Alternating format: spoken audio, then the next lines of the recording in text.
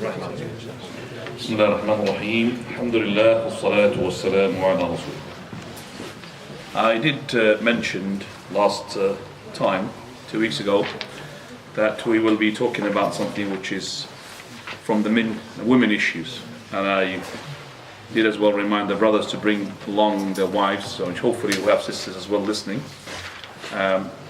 Even it is a subject which is totally for the women, but it's very important as well for the brothers to understand regarding those issues, because he has got a mother or a sister or a wife maybe, and she needs to know about these issues. So we'll be talking about today, inshallah, tonight, about the issue of menstruation and post-childbirth bleeding, and also we will be talking about the prolonged period which is called istihal.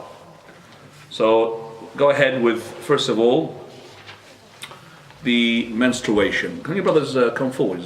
Come forward. This is the shaitan we want to be scattered like this. Mali arakum azim. Come forward.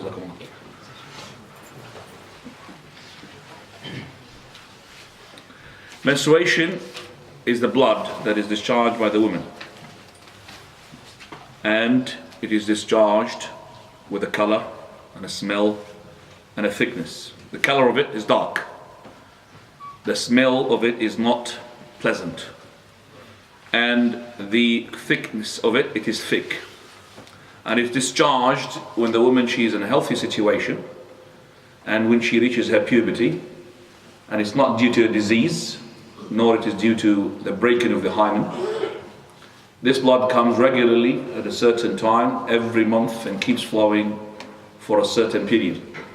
There is no specific age.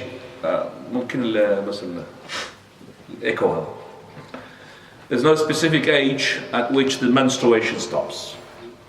This means that the color of it, number one, it is dark. And also from the dark color, we have as well the red and the yellow and the pus, because the color of the blood at the beginning becomes dark, and then after that it will fade out in color. So it becomes lighter, and then becomes yellow, and becomes muddy, and then after that we will stop. It is thick and it is smelly, and begins when the woman reaches her puberty. And the puberty of the woman normally it is between 9 and 15. The puberty of the woman between 9 and 15.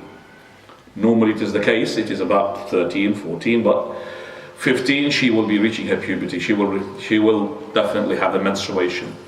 It is discharged during women's state of health. It is not discharged to a disease or giving birth or breaking the hymen. This menstruation is something that Allah subhanahu wa ta'ala had imposed upon the daughters of Adam. It comes regularly and every month at a certain time, which differs from one woman to another. Normally the blood keeps flowing until the end of the menstruation period. But the length of this menstruation varies from one woman to another, and there is no authentic proof whatsoever regarding the length of the time of her menses. So this is the echo is going up and down. He's fixing. Okay, inshallah, it's fixing this one. Right.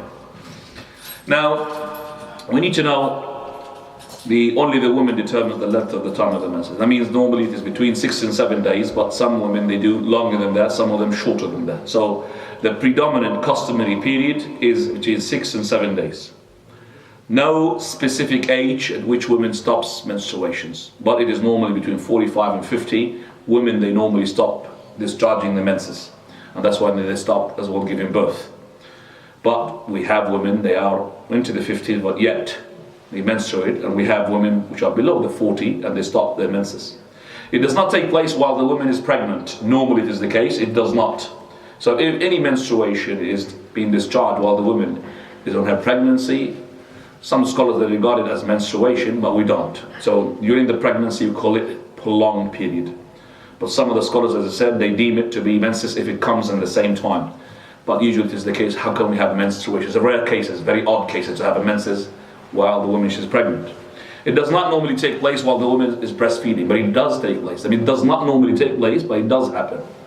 And there is consensus upon the impurity of this blood. So this blood is impure.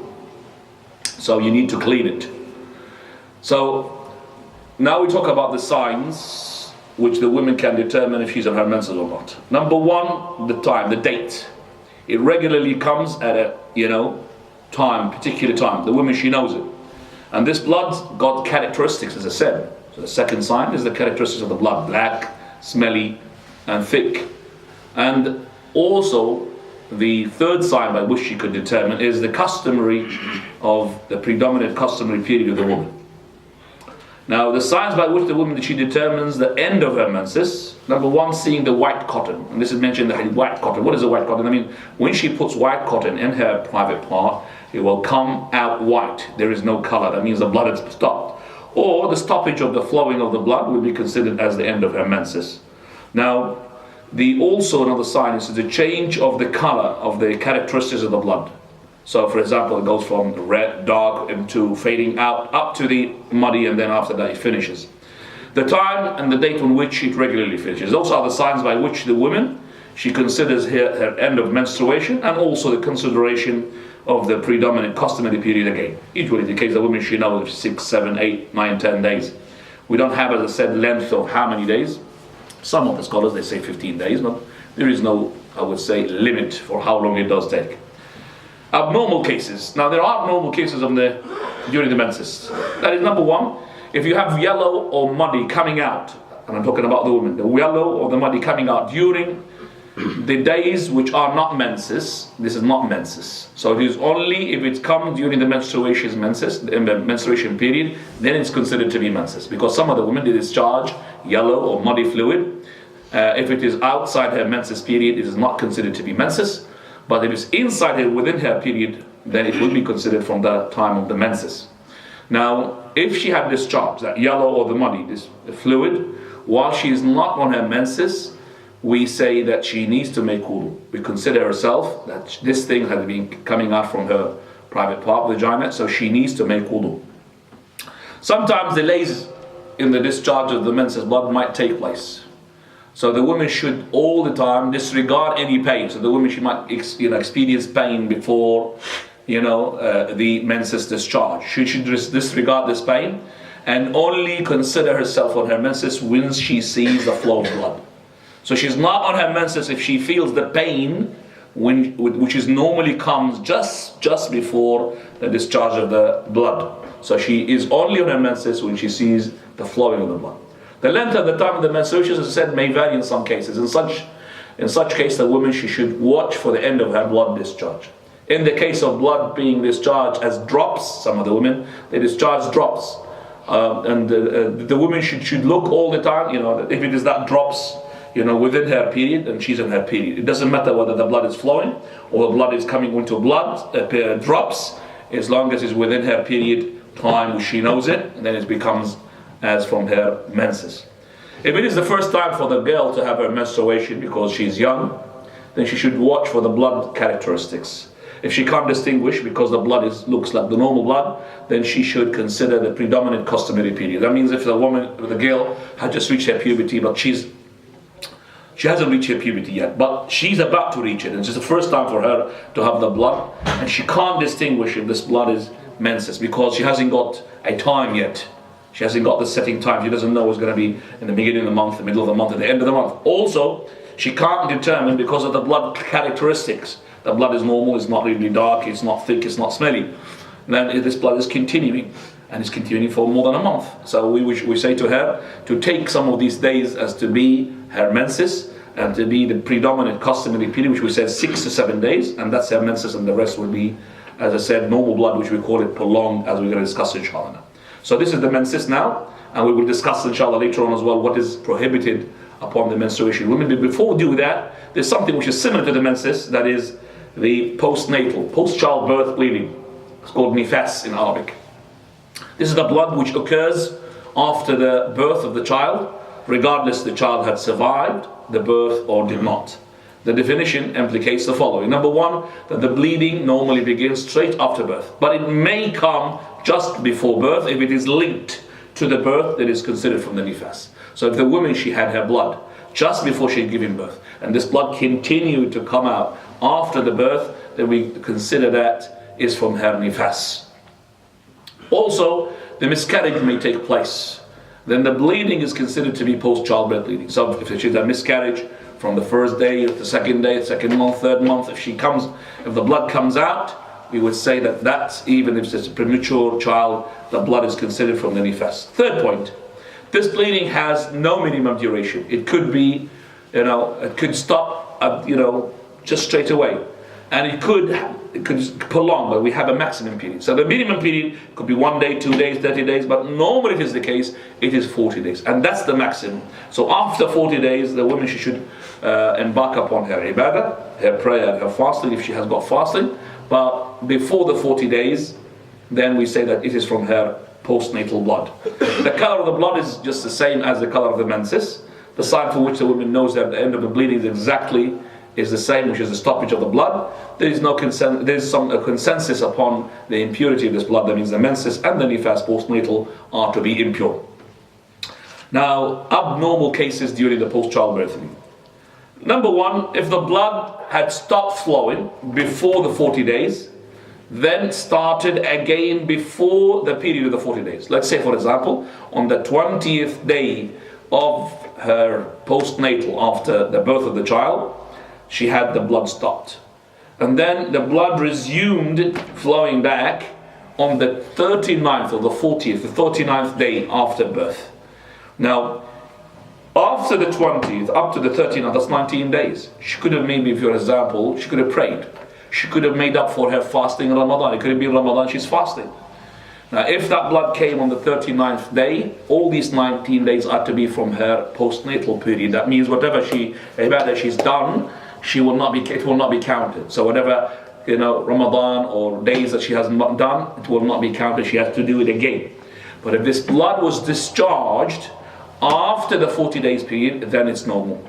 Meaning, so let's say, for example, she had given birth, the 20th day, the blood stopped. And then the blood resumed again on the 41st day. That's no problem. All her ibadah that she has done, it will be counted and no problem, inshallah.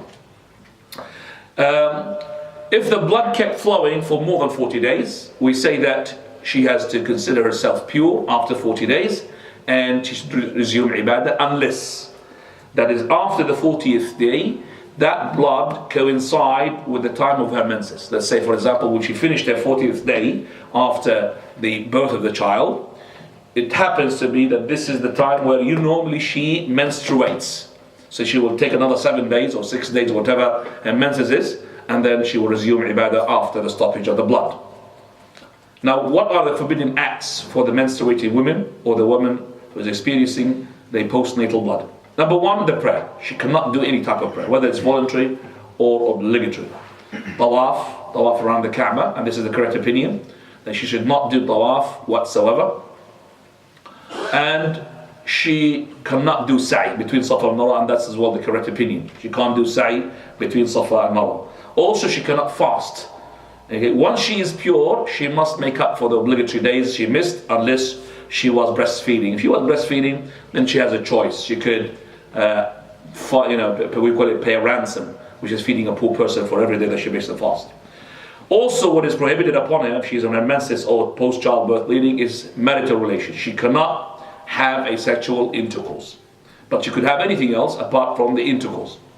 Now, the following acts are permissible during the menses and the post-childbirth. Number one, entering in the masjid. So that a woman, she is on her menses or she is on postnatal, she can't come to the masjid and no problem.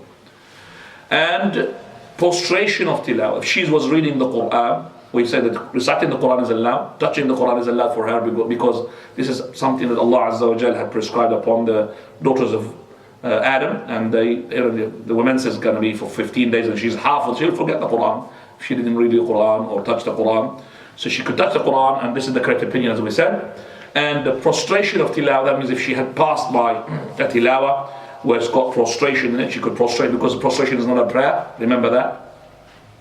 Also performing the ihram and standing on Arafah, like Aisha, she has done, she was in her menses. She's done everything the Hajji has done except for tawaf and prayer. Now, after that, we come to the useful points, which are very important during the menses or the postnatal, post-childbirth bleeding. Number one, women are obligated to inform her husband when they have their menstruation and when the menstruation finishes. It is obligation upon the wife to tell her husband for a number of reasons. If he wants to divorce, can't divorce when she's on menses. if he wants to approach her to intercourse, he can't approach her when she's on her menses. So she needs to tell her husband. Number two, no marital relationship is allowed with the woman if she's on her menses or postnatal blood until not the blood just stops, but also she has a ghusl, a wash. So she has to have a wash before she commences her sexual intercourse. She could do anything apart from the intercourse. Now, also she needs to know that if the marital relationship took place, that means if the sexual intercourse took place during her menses, due to ignorance from both sides, or forgetfulness, or not knowing that the wife she was on her menses, then there is no sin and no expiation. But if the man had did it deliberately, and the woman she knows, and they know and they have done it deliberately, that means he had an intercourse while she was having the menstruation, or she had the postnatal blood, then she will be sinned. And also there is an expiation which is an equivalence of 1 dinar or half a dinar to be given and to be paid to the poor people. This depends upon the financial circumstances of the person. 1 dinar if he's rich, half a dinar if he's poor. What is 1 dinar? An equivalence of 4.25 grams of 24 carats of gold. So 4.25 grams of gold, these days it costs about 150 pounds, almost 150 pounds. That's an expiation for the rich person to be 150 pounds, 75 pounds if it is for the poor person. Remember the 24 carats of gold at the moment, it costs about 36, it's more than 150 maybe. If you multiply 4.25 by 35 or 36 pounds, that will give you a sharper number. Also, if the woman performs the ghusl after finishing her menstruation, she must undo her plaited hair. We said that before. When she is having the ghusl for menstruation or for the postnatal, after she finishes her menses or her postnatal blood, she must undo her plaited hair. And she doesn't do that when she's doing it for the sake of sexual defilement, for janaba. It is recommended for the woman, when she performs the ghusl after menstruation, to take some cotton smeared with musk or perfume and wipes it over the traces of blood. So whether she is menstruating or whether she is having postnatal blood, then it is recommended for her to, after performing the ghusl, that is to smear her vagina with something smeared with musk. To wash the menstruation blood from the clothes, you need to do as much as you can to get it out. So we say, for example, use the water, use the detergent, as well rub and scrub and sprinkle water on the whole garment just to make sure that there is nothing, but if there is something left, then there's no problem, inshallah. It is permissible but not advised for a woman to take some tablets, medicine, to delay her menses for the sake of performing Hajj or fasting. This medicine should not have any serious side effects on her. But I do all the time advise the woman not to do so and just to be normal. Meaning, because when she takes the tablets, she will mess up her menses. And when she messes up her menses, she puts us in trouble to answer her questions. We don't know if she, menses or not menses, and she will be in trouble. We need to know to tell her it's permissible for a woman on her menses or postnatal blood to wash the head of her husband. Aisha, she used to wash the head of the Prophet ﷺ when she was on her menses. It is permissible as well to eat and drink with a wife having menses, because you know that the Jews, they don't do that. Consider her as a beast. They put her aside and she got a shaitan, they say. And also to recite Qur'an while your head is in the lap of a woman, a wife of yours that she's got menses on, because the Prophet ﷺ used to recite Qur'an while his head is on the lap of Aisha while she's having menses. I'm talking about having her lap while she is dressed up, not naked. So no problem. It is recommended upon menstruation women to witness the Eid. Prophet ﷺ commanded, as Hadith al-Atiyah, to bring out all the women, regardless whether they're women that never came out of the house or women on their menses. But the women of the menses, they listen to the khutbah, witness the gathering, but they don't pray. Now, if the menstruating woman started after the prayer has commenced, let's say for example, Dhuhr started and she did not pray Dhuhr, and straight away she had the menses, and she did not have time to pray the prayer, then she must perform it once she finishes the menstruation. Do you understand that? So if, for example, a wife of yours, Asr came in, started, and she did not pray the Asr, menses blood came in, then she has to perform this Asr once she gets cleansed at the end of her period. Now the other issue which most women, they don't know, that is, they need to know that if the menses started after a prayer has commenced, if the menses stopped before Maghrib, then she has to do Dhuhr and Asr. And let's say, for example, she did not miss any prayer. Her menses started, and let's say, for example, after Dhuhr, and she did her Dhuhr. When she stops her menses, we know that if her menses stopped at the Dhuhr, she prays Dhuhr. But when her menses stopped at Asr, she prays Dhuhr and Asr. Because Dhuhr and Asr becomes, for people of necessity, is to be one time. Same thing, if her menses stopped before midnight, she prays what? Maghrib and Isha. Fajr in its own all the time. So if her menses stopped after sunrise, doesn't do anything. If menses stopped before sunrise, she has to do what? Fajr. If her menses stopped after midnight, she does nothing. If her menses stopped before midnight, she does Maghrib and Isha. If her menses stopped before Dhuhr, does nothing. If her menses stopped after Asr, before Maghrib, she does Dhuhr and Asr. Now, fasting is invalid once the woman, she has the menses. Even it took place just seconds before sunset. So she was fasting the whole day. Just before sunset, she had the menses, a drop of blood came out. Then that means she had lost the day. Okay, she will be rewarded for her patience, but that day will not be counted. She needs to compensate for that day if she's doing Ramadan. If the menses stop before Fajr, she may start her fast, even before she did her ghusl. Let's say, for example, her menstruation stopped just before Fajr. Just before Fajr. And she didn't have time to do the ghusl, the wash. She still can do that day and fast. She could have the ghusl what? Later on after Fajr, no problem. As long as your blood had stopped before Fajr, then she must do the Ramadan if she's doing Ramadan, and she could commence on her fasting. It's voluntary. When the woman stops fasting in Ramadan due to menstruation, she should pay attention not to break it in front of the children, because the children, they don't know what is going on. Because she's commanding them to fast and she's not fasting, they will say, why is that? Because the children, they don't understand the menstruation. Finally, now we're coming to the prolonged period. Prolonged period, this is the flow of blood outside the regular time. I mean, it means it's irregular and may come at any time. It can take place straight after menstruation or postnatal blood. It has no time limit or specific duration. It is pure.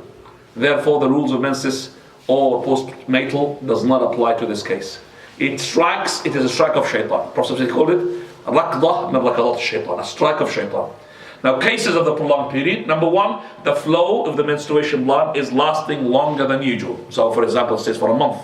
In this case, she should consider her customary period, and then whatever is remaining is her prolonged. Let's say, for example, a woman, she's starting blood all the month. We say to her, okay, when was your period?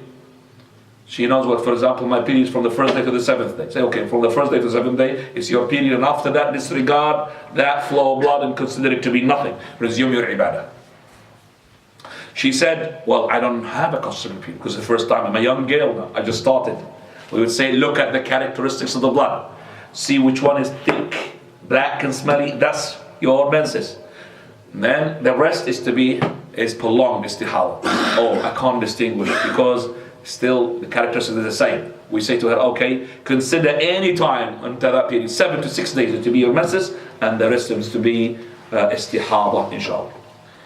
Now, the women cannot determine, and I said, inshallah, we'll just finish it now. We can just come to the ruling regarding the women experiencing prolonged. Number one, she's considered as those who are pure. That means she's embarking upon her all type of worship. No problem. I'tikaf, prayer, fasting, and all of that. She may also come to the masjid as long as she keeps her blood in check, because we don't want the blood dripping onto the carpet. She should take precautions by cleaning her vagina before performing wudu. Then she should wear something that will, soaks up the blood. It is preferred to do that, what she can to keep her blood in check. She must do wudu for each prayer. So for dhuhr time, she has to do wudu. Once asr starts, her wudu is invalid, regardless whether she urinated, or she did not pass wind, or she did not defecate, or she did not sleep. Her wudu will be invalid. Once the asr time starts, her wudu for dhuhr will be invalid. That means she has to perform another wudu because of this running of blood. And the same thing for Maghrib and Isha and so on and so forth. But she could do the following. She could perform what we call it Jam' al-Suri, combination. It looks like a combination, but it's not a real combination. Bringing the asr to the beginning of the time, delaying the dhuhr to the end of the time, making them to be 2 prayers, and then make 1 wudu for them. Or 1 ghusl, which is more recommended. She could make one ghusl for both or one wudu. So let's say, for example, Asr starts 1:30. Dhuhr ends 1:30. So she prays her Dhuhr 1:25. Once the Dhuhr is finished, Asr will start. She prays her Asr at the beginning, which is 1:32, 1:35. She performs one wudu for both and no problem. But if she did not do this combination, then a wudu is required for each Asr and Dhuhr. And by the way, that wudu for the Dhuhr prayer is enough and suffices all her voluntary. So she will do the wudu, one wudu for Dhuhr, and suffices her for her voluntary two sunnah until Asr comes in. Then her prayer is invalid. After that she has to renew the wudu. And for this she needs to know that she cannot perform the wudu before the time prayer had commenced. Meaning, she can't perform the wudu before Dhuhr. If she performs the Dhuhr before Dhuhr, her wudu will be not valid for Dhuhr prayer. And this is a very important point. So, because we deal with her as a necessity, and the necessity cannot be taken before the time of necessity. So when is the time of necessity? It starts when the prayer time starts. This happens when she is in the haram. A woman on a prolonged period, you know that she's not really going to be easy for her to go and perform wudu. It takes about a mile, and it needs a taxi from her place in the haram to go to the make wudu and come back. So some of the women, they say that, you know, because of the Jumu'ah especially, it's very difficult for me. Shall I make wudu before I come to the Jumu'ah, before the Jumu'ah starts, and then I'm having my blood running, which is not the menses, the prolonged istihada. We say no, it's not allowed because you made the wudu when? Before the time.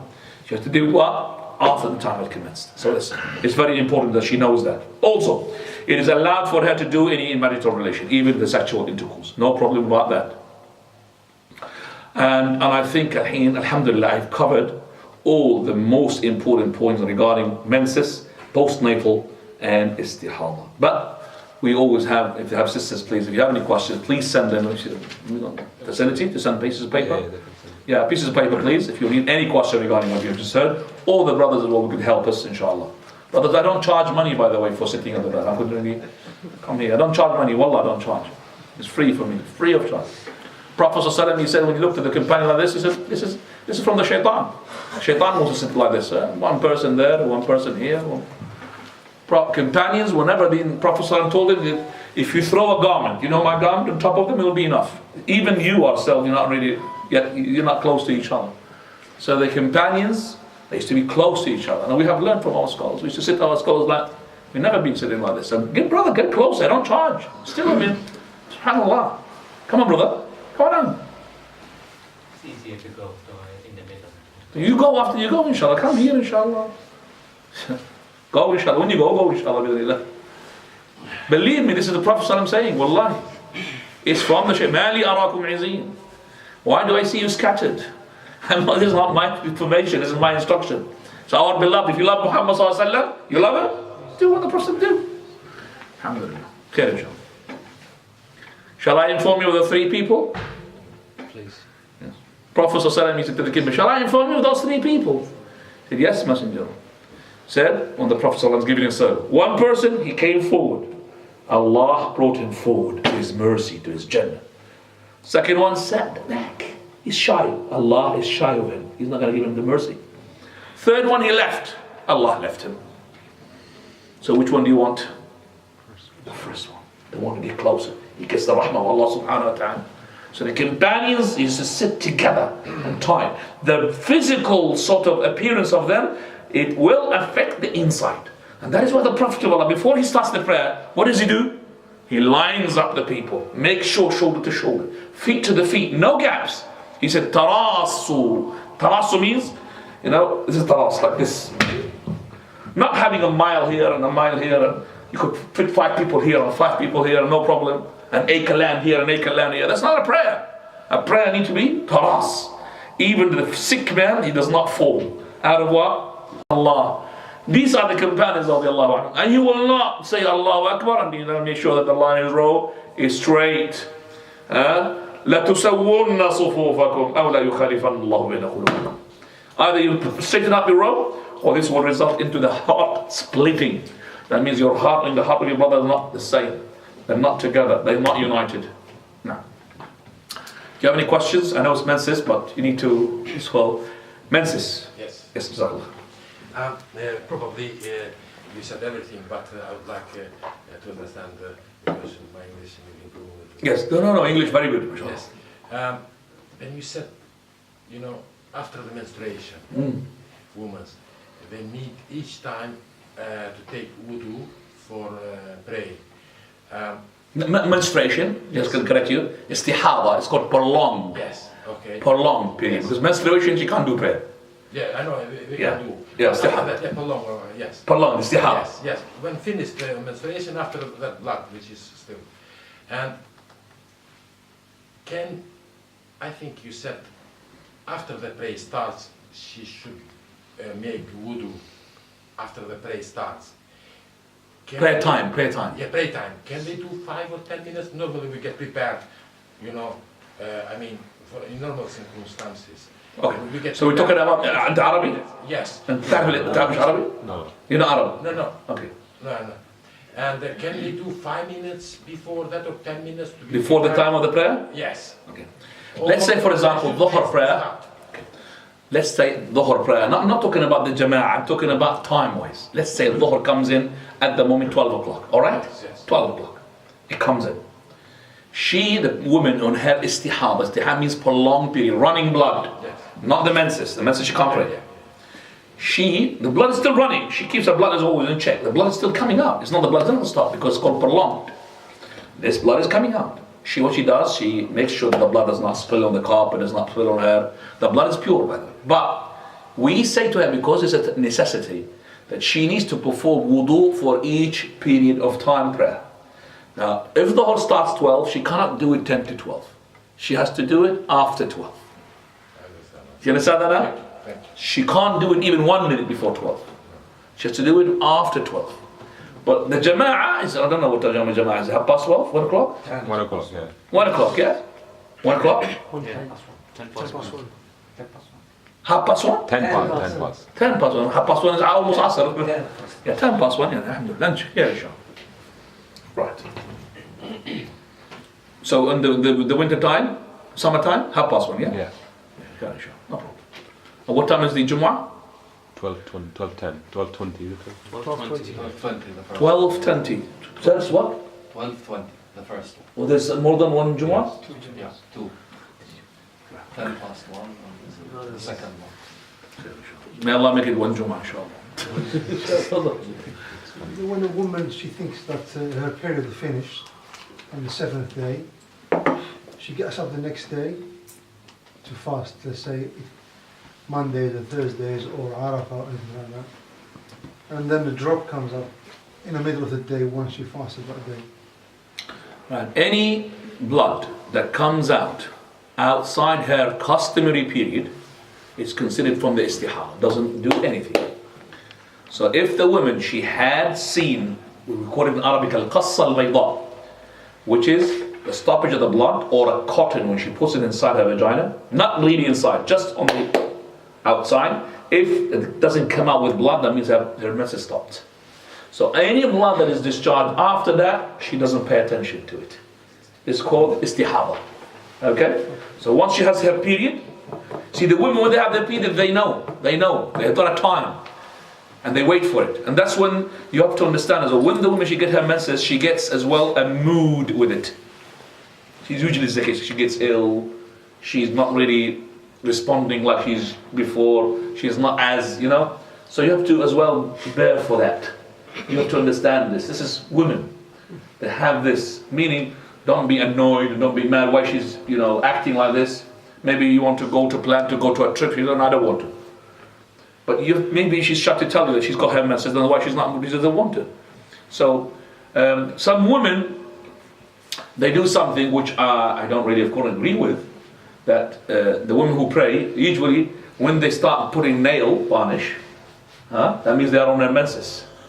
Do you understand that? Because they don't make wudu. So when they are on, they make nail varnish. Now I'm not against that. Not because of because she's not making wudu, but because she's copying the kuffar. And the disbelievers and the trend and the fashion these days, they have nail shops, your nail shop, just for the nails, making false nails and so all of that. We don't want the women, our sisters, to copy the kuffar, right? So the woman, she is and considered to be pure even if the blood is being discharged after her menses period. Now, Jazakallah khair. I like the brothers when they ask about these things, because some of them, they don't know anything about this issue. It's just something totally, strange topic for them. There was the wife of the Prophet what used to do something. They used to wear different thobes. One just to show the Rasul that her menses are here. Yeah. Can you just elaborate on? I'm going to elaborate that you need to delete. There is not really such a thing which is authentic that the wives of the Prophet ﷺ used to dress up something different whenever they are on their menses. So where you ever heard that from that source is not. I know you read a lot of things, so I'm just saying we need to delete now, because you've got delete now. Inshallah, press delete. We tell the brothers that the Prophet ﷺ's wives, Aisha, she used to say that the Prophet of Allah comes and, once my fawra haydati, when I'm in my menses, he would put a piece of cloth on my vagina and he does whatever he wants. Meaning there's anything apart from what? Going into the vagina, intercourse. So anything's halal. So the woman with her menses, she should not say, oh, I have now sort of a vacation, I can't, approach my husband. No, her husband is allowed to, and she's allowed, and her husband allowed to approach her and entertain himself with her and bring his lust out with her, no problem, as long as he does not what? Intercourse. Intercourse is the haram. Because it's adha, Allah says it's adha. Adha means a harmful thing. You should not do it. But it is not haram to do other than that. And as I said a number of times, some people, they don't know that the Prophet ﷺ, when he was asked by a woman, she lives in the Medina from the Ansar. And the Ansar, they used to be neighbors to the Jews, and the Jews are neighbors to them. And Jews are Al-Kitab. And they used to copy them and follow them in everything before the Prophet came to migrate to the Medina. From those things that they copied them, that when they approach their wives, they approach them on sideways, not one on top of each other, on the sideways. So when the people of Quraysh, of Mecca, who are idolaters and statue worshippers, and they became Muslim, but they were, rough and tough, in terms of that they approached their wives any direction. Up, down, doesn't matter for them. When they came to the Medina and they started marrying from them, this woman, she came to the Prophet ﷺ. She said, Messenger of Allah, I'm asking you a question. There's no shyness in religion. I'm asking the question, which is that, we were to be before, like the Jews, on the sides, but she's married to her husband. He's like musharriqatan, mugharribatan, upside down. He's like making an autopsy for me. She said, yusharrihuni tashrih. Autopsy, like the autopsy, you put him up. So she's like complaining to the Prophet ﷺ. So the Messenger of Allah, he waited until the verse had come. And the verse says, وَأَتُوا حَرْثَكُمْ أَنَّ شِئْتُمْ. Come to your wife, to the vagina of your wife, the way that you like. Because the people, they used to believe that if you come to the wife from the back into the right hole, the vagina, then the child will come out crossed eyes. That's what they thought. They used to believe that. If the husband comes to the wife, do you understand me, from the back, but in the right hole, not in the back, it ain't haram, completely is haram. But the thing is that the child that comes crossed eyes.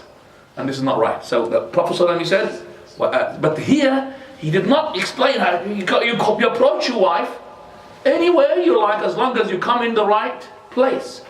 So I'm not going to explain now how. I'm not going to make a book, about it. Because some people do sexual positions. What is that? I mean, I don't think this is from the Islam. This is from the West, the people, they learn it. You understand me? Because of their aggressiveness of the shayateen, they tell them. So it's left for the person, left to the background of the person, left to the environment of the person, left to the people differ from one place to another. Okay? So what people ask about now, if people in my country, like for example, the time of my mother and grandmother, they don't heard about these things. What are they talking about? So these people, they're asking about something, they don't know what they're talking about. So I asked a question like that there. I have to, maybe some of you are shy to ask this question. I was asked this question in Bristol message only about something called oral sex. Oral sex, but they've never heard about this in our country. Oral sex. Now, because of the internet and invasion of all the channels and everything, everybody understands oral sex. Some of them, they don't understand how it is, but they understand what it is. The oral sex, now we say It's left as the verse. As long as you do not come into the backside, which is the haram, everything is halal. And these things, it depends upon the background of the person. The background of the person, how is he come? Some of them, they come from kufr. They were kuffar and they were, doing everything. وَعِيَاذُ بِاللَّهِ. So when they come to Islam and marry, maybe they want to satisfy themselves by doing these things. We say to them, everything halal except for what? For coming to the backside. We're not going to go into details how. Okay, it's left to the husband and the wife, and left to their culture as well. And that's why we say it is advisable to the person to marry from his own culture. Because if married outside your culture, that's when the problems happens. And I have lots of cases. One of them, she said, I am a Sri Lankan, I embrace Islam, and this husband of mine, he came from Kuffar, embraced Islam, and now he wants me to do things that I don't know these things. I've never been brought up because I was in Sri Lanka. I've been brought up to see these things. I never knew about these things. And now at the moment he left me to go and marry somebody else, and I'm trying to learn these things that he wants me to do. Do you understand what I'm saying? So the culture comes into it. It's very important to learn it in your own culture. Otherwise you're going to get tired. So we say we don't ask about these issues because it's left for us. Halal. The details. I remember a person, he was asked Shaikh al-Albani rahimahullah about the person drinking from the breast of his wife. And this person is asking, maybe it's not because of sexual sort of lust. He's asking because maybe he thinks it's going to be her son.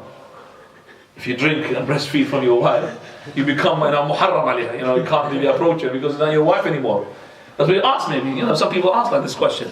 So he was asking the Shaykh, rahimahullah, what happened? He said to him, in Arabic it means sahtin. It means cheers. That means doesn't do anything, nothing. It's allowed. So sahtin. And the people laughed when he had given the answer. So now,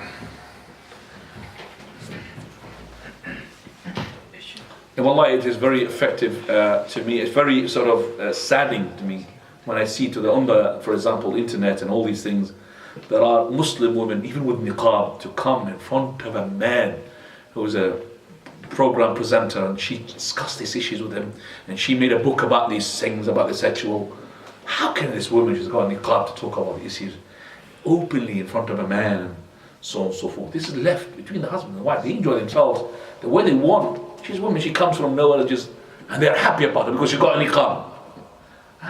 Wallahi, this is not really, it does affect my heart when I see somebody like this, because it's no good for the people of niqab to have one woman like that. It is no good reputation for them to have a woman like this speaking openly in front of the men and others. No, we want the women to be as shy as possible.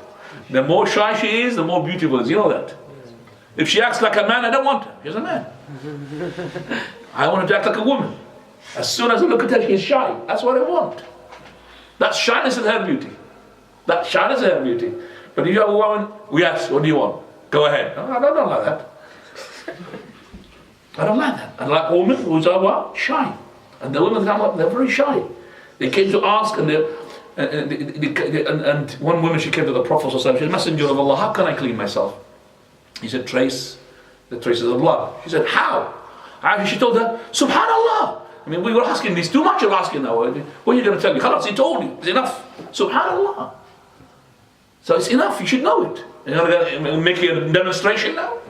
So that means you should not really go into like being without any modesty whatsoever. No. Do I have any questions from the sisters? No. How do you know that they're sisters? They would bring it down. All right. Okay. I'm trying to remember the full text. I just wanted to know if it's sahih or not. من أتى حائضا أو عرافا أو امرأة كفر في بما أنزل على محمد. Is this sahih? Sahih hadith, absolutely. Who had came to a woman while she came to her in her vagina, in her anus, or he came to her, the woman, when she's in menses, or he came to a fortune teller, he had made a blaspheme, kafar, he had blasphemed, but he's not a kafir, no difference. He had embarked upon something which is major sin. But not every person who embarks upon a major sin is a kafir. Okay? فَقَدْ كَفَرَ مِنْ مُنْزِلَ مُحَمَّدٍ. That means he had disbelieved in what the Prophet of Allah is telling him. That is not to approach the woman when she's in her menses. But it doesn't mean that he is a kafir. Okay? So, which is worse? To come to the woman when she's in her menses, or to come to the woman from the anus? Which one is worse? Second one. First one, it is a sin. It's a major sin, but it's not as major sin as coming to the backside. Is that why, you know, it was popular in the Middle East that they do talaq, tutlaq? Yeah. Any woman that she's been approached from the back, people believe that she's going to be divorced is untrue and has no foundation whatsoever. No, nothing to. But he had been committed. Some of the scholars, they say, either he committed liwat. Liwat means homosexuality, or he committed zina, or he committed something which is major sin. So some of them, they implement upon him killing, which is the death, the prescribed punishment for the liwat, homosexuality, which is sodomy, call it sodomy. Second one, which is considered to be as fornication. And there is no proof that it is fornication, so they implicate upon him the prescribed punishment. If he's married, stoning to death. If he's not married, he will be lashed. Third one is that nothing but the imam and the Khalifa, he has the right to decide what punishment he will take against him, and I'm inclined towards this opinion. Okay? Because, you know, the Shia, they have a different... Now there's a difference. The Shia, if a Shi'i person, he believes that whatever his shuyukh had told him is correct, and he does it to his wife, we don't say it's sinful. The sin is upon him, his Shaykh, the one who told him. Okay? The Shia do worse than that. They do kufr. So kufr is worse than the coming from the back and nikah al-mut'ah. Nikah al-mut'ah is zina as well. Zina. Yeah. Marrying and that's it. With no witnesses and no wali, nothing. And then, you just comes for half an hour. I marry you for half an hour. What is this? Marry you for half an hour. That's prostitution, exactly the same. Then he gives her her dowry, which is her price. And then after he finishes, he's finished. Nikah al-mut'ah, isn't it? But we say that the kufr, they do kufr worse than that. They insult our companions. They accuse Aisha radiallahu anha. They accuse our Prophet Muhammad sallallahu alaihi wasallam. So that's worse. Now, about the prolonged istihaba. Anytime the prayer time comes, does she need to take a bath or just When? wudu? Okay. The woman who has istihaba, it is preferred to make ghusl for each prayer. Preferred. But wudu is enough. But also there is a concession. Prophet is giving a concession. What's concession? That means something to ease the situation. Because she can have wudu for every prayer. To have one wudu for two prayers. Dhuhr and Asr to have one wudu. But you have to delay Dhuhr, bring Asr to the beginning of the time. Combine, which we call it Jam' Suri. It looks like combination, but it's not true combination. What is the true combination? To bring Asr into Dhuhr time. But she's not doing that. Asr and Asr, Dhuhr and Dhuhr. But she's delaying the Dhuhr, bringing Asr early, and making one wudu for both prayers. Okay? That's no problem. Same thing with Maghrib and Isha. Issue. About breaking, I just want to some it's alright. about breaking fast in front of children. What do you mean about that? Is certain age? The children who do not understand what is the menses, they don't understand the postnatal. Women, she should not do anything that would cause confusion to the children. The ones who are fasting or about to fast when they're 7 years old or when they're 10 years old. So the husband and the wife are telling them to fast or to encourage them to fast, but yet she sees her mother or sees his mother, she is having breakfast. So you're telling me to fast and you're having breakfast or breaking your fast? That's going to cause confusion to the child. And he thinks that my mother is telling me something which she's not doing it herself. She will not believe her anymore. And as well, we tell the brothers, it's not right to approach your wife in any way which hints that it is strange for the child. Like kissing the wife of yours, a kiss that, why are you doing that? Or bringing them into the bedroom and starting, getting yourself prepared for their marital relation and intercourse while the children are there. It's haram. It's not allowed. Because the children, they don't know what is going on. Or a husband go with the wife to the toilet together in front of the child, that causes him confusion. That is causing him confusion.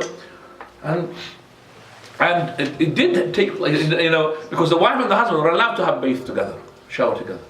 But if you do it in front of the child said to you, "Aib," shame. True, that's shame for him, because he's being brought up to shame. How can if two girls, a woman and a wife and a husband, a woman and a man go into a toilet like that? Shame. So I did see that when I was a kid myself. And when I saw that, one of my relatives, he entered with his wife. I don't know who his wife, but I was a kid, 14, 13 years old, 12, I can't remember. And then I told my mother, "What is it? They've gone together into the toilet." She said, "No, they've got no shame." So alhamdulillah, they've got no shame, alhamdulillah. I'm happy. But if you started saying to me, "It's all right," then I will be confused. Oh, no shame. Can't come inside. So don't present problems to your children. Are you allowed to perform salah when you pass blood when you are pregnant? When you are pregnant, sister, it doesn't matter what situation you are in. You fast and you pray. So if you want to fast, you can fast, because fasting is not compulsory upon you, because you could pay ransom, but you could fast and you must pray. You have to pray the obligatory prayer. What if you are unsure if it is normal bleeding or in pregnancy or it's miscarriage? So you have a blood now, you don't know. What we say to you, that normally it is the case when the woman, she bleeds, she normally goes to the doctor. She straight away, she will know that it is that she had lost the baby in a miscarriage. And the women these days, they know that, and I know for a fact, because I know women, 3 or 4 women have been asking me about that the blood came out and they know that they got a miscarriage, what they should do. And by the way, the miscarriage, you need to know that if it is from the first days, then we say to that woman that consider her on nifas. Usually the blood comes, a few days, 10 days, 20 days. But the woman straight away, she will know that she had a miscarriage. So she should stop straight away from praying. If it's talking about blood, which is not to do with the miscarriage, I would not answer the question unless you have it. Unless you have it. Our Shaikh ibn Taymiyyah rahimahullah has an opinion that if you have a blood when you are pregnant and it happens to be in the same time as your menses, to be menses, this is a very weak opinion, because when she's pregnant she cannot have menses. Do you understand that? She cannot, because the ar-rahim, he cannot produce an egg. Okay, what is the egg? This is the menses. Basically, is the egg exploded into blood. That's what is the menses all about. It's simple. So we say that blood, we think it is inshallah is the miscarriage. So you stop inshallah. If you found out later it's not miscarriage, then you commence on your prayer that you have missed, and you do it inshallah. Now, jazakallahu khairan. Have any other questions from? I'll open now the door for any other questions regarding your religion. Fadl. If a woman is on the pill and during the Ramadan, obviously the period will be for a shorter period, for a couple of days, and then the blood stops, and then she starts praying and fasting and everything. What if the blood starts to come after a couple of days? The problem is once the woman, she starts taking contraceptives and tablets, she messes up her period. And when she does that, she puts me and the ones who answer the question in difficulty. So we say to her now, because her blood cycle is totally changed now. She doesn't know when does she start, when does she finish.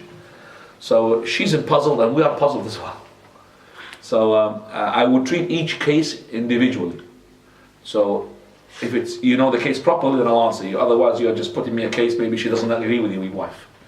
A different case. So she has to, but we usually say that if the woman, she had taken her tablets to delay her period, we say that it is that once she sees the blood on the time of the menses, or she sees the blood that got the characteristics of the menses, she's in her menses. Okay? Otherwise, she's not.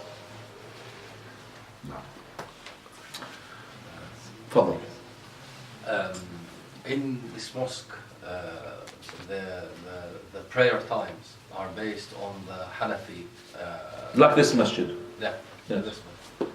And they delay Asr a bit, and Fajr is slightly earlier. Which is the stronger evidence? Stronger evidence is going to be taken a long time to talk about it, but the hadith is obvious. First of all, you need to know whether it is delayed or not delayed. Your prayer is valid. So let's just talk about our prayer time here. What time is Jama'ah for Dhuhr? 1:10. 1:10. So your prayer is valid because Asr still does not come until even our, which is not the Hanafi time. The normal time is 1:35, 1:40, which is the earliest. This is in about a month's time when it comes to 22nd of December, which is the longest night. Still, it does not come below 1:35. So 1:10 is okay. That's number one. Number two, well, Asr, what time is Asr? 2:30. 2:30, mashallah, well within the time.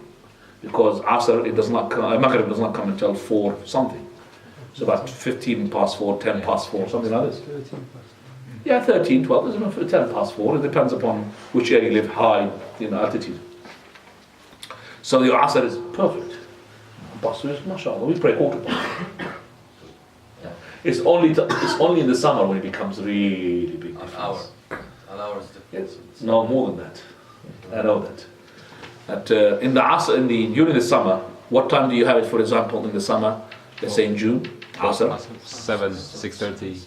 So that's very good. That's It doesn't good go because fast. Maghrib becomes 9:30. Remember that? Yeah. 35 past 9. You remember? Yeah.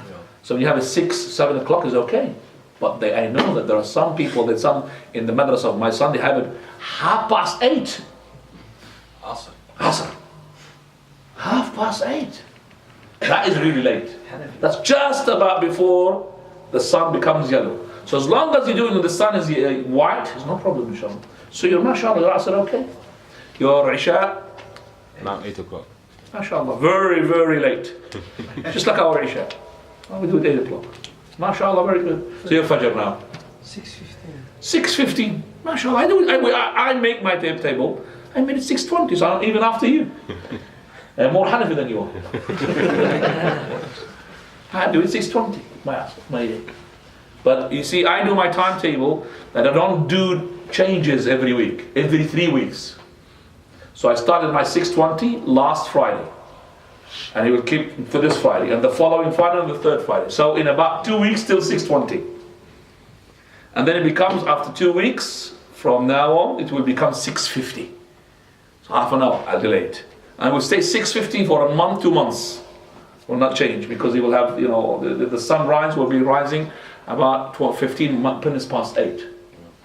You understand me? So as long as you do it at least 15 minutes, for 45 minutes before sunrise, no problem. Okay? No, it's no problem. It's the problem in the summer. Again, what time do you do your Fajr? That's the time when the Ramadan, and that's when you have the chaos. Because you have timetables where people just have to stop eating them. And you have a difference about an hour. But it does not explain to me, remember I had 3 timetables, I don't know if I brought it to you or not, 3 timetables. It does not explain to me that some of the masajids, they do their Fajr 1:30. 1:30, their Fajr. And then boom, when it comes to Ramadan, they make it 2:30. How did it, so, just 29, 13 of Sha'ban, and then Ramadan. So what were you been doing before? Praying night time? If you made it 2:30 and go like that, you're playing around with the people, that's haram. This mashallah don't think they do it, mashallah, alhamdulillah. So the Fajr prayer is the problem during the summer, and Isha as well is a problem during the summer. But this masjid hasn't got it. You make your Isha very late, mashallah, as well. Don't you? It's about 10:30, 10 o'clock, isn't it? Which is good. What is the latest you do it? 10:45, the latest. So very good. No Hanafi masjid does it 10:45. Or no Hanafi masjid. Hanafi masjid, they always do it 9:50, 10 o'clock. The maximum for them, they don't go beyond 10 o'clock. So when you have it 10:45, you are doing actually, mashallah. So I'm saying you are doing according to all the imams. MashaAllah. You're not doing the delayed Asr. The Asr in other masajid is 3:15. Not 2:30. That's the Hanafi time. No. تفضل. تحديد الناس. Is it allowed? حديث الناس? تحديد الناس. تحديد الناس. To set a target for how many children he had. Is it from the Sunnah? Is it against the Sharia? Now, a person say that I'm just having one kid, one male and one female, that's haram. But a person who is organizing the nasl, organizing his wife to be conceiving a baby, that's no problem. That means he's having, for example, at least 2 years, 3 years between one baby and another baby to make her relax. Not one after the other. She wants to give breastfeeding straight away for 2 years at least. Because this is the sunnah, 2 years giving breastfeeding. It's not good to have a pregnancy while she's feeding the baby in the first 6-7 months. No good. So give her a period of relaxation. So he doesn't have a number in his mind, but he has got what? A gap of relaxation until the woman she is retired. Basically when she is about 45, 40, when she stops her menses, that means she can't produce babies. That's it. But he can't have a set number. And the set number because, it's going to be too much for me to spend upon them. That's where the haram is. Because every child is provided by Allah. نَحْنُ نَرْزُقُكُمْ وَإِيَّهُمْ نَحْنُ نَرْزُقُهُمْ وَإِيَّاكُمْ 2 verses. We feed them and you. Feed them and you and them. SubhanAllah. So you can't say, let's say, I've got... No, you can't say that's it unless the woman, she is tired. Okay? And I know for a fact that some of the countries, they give more coupons for every child. Even in this country, I remember when there's a child tax credit, more child you have, you'll be richer. So people produce children for the sake of more money. Now, is it permissible to marry a Shia? Is it permissible to marry a Shia? You see, the Shia are of so many sects, and in each sect they are different from one another. Just simply say haram to marry a Shia, I can't say that. Do you understand that? But I would say to you, why? Not enough women in the Sunnah? Run out? Sunnah women run out to go and marry from the Shia. So I can't say it's haram, because not every Shia woman is from the Shia. So we don't have this takfir by wholesale. We call wholesale, whole takfir. We don't have whole takfir. Every Shia kafir, every kafir. Because she says La ilaha illallah Muhammadur Rasulullah, doesn't she?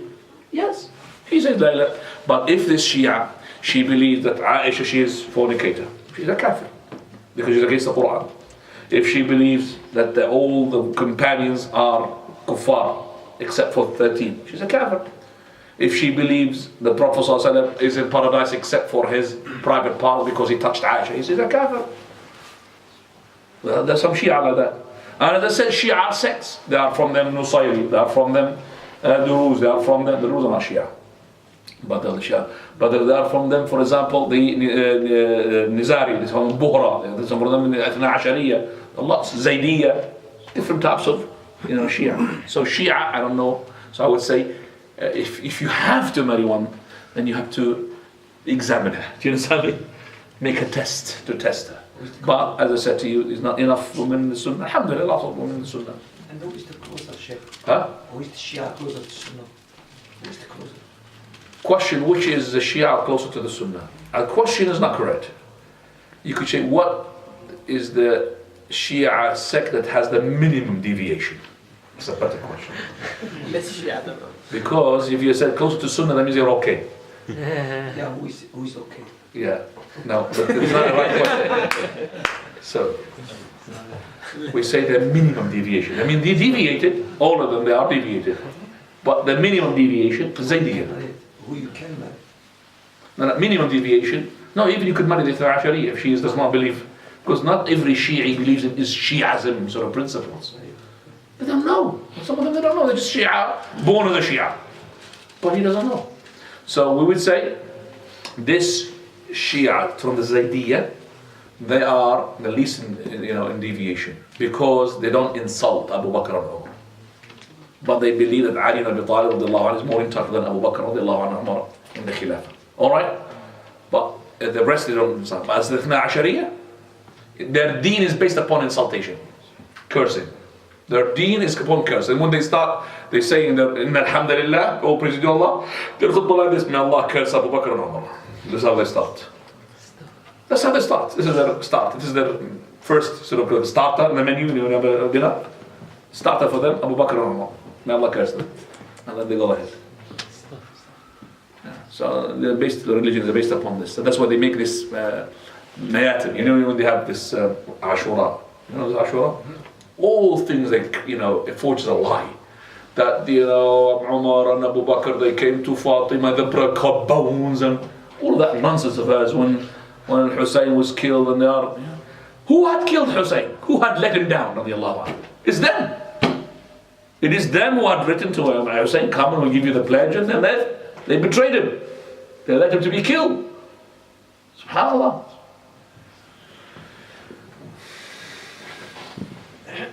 Okay. No question, inshallah. Subhanakallah bihamdik. Ashhadu an la ilaha illa anta astaghfiruka wa atubu ilaik.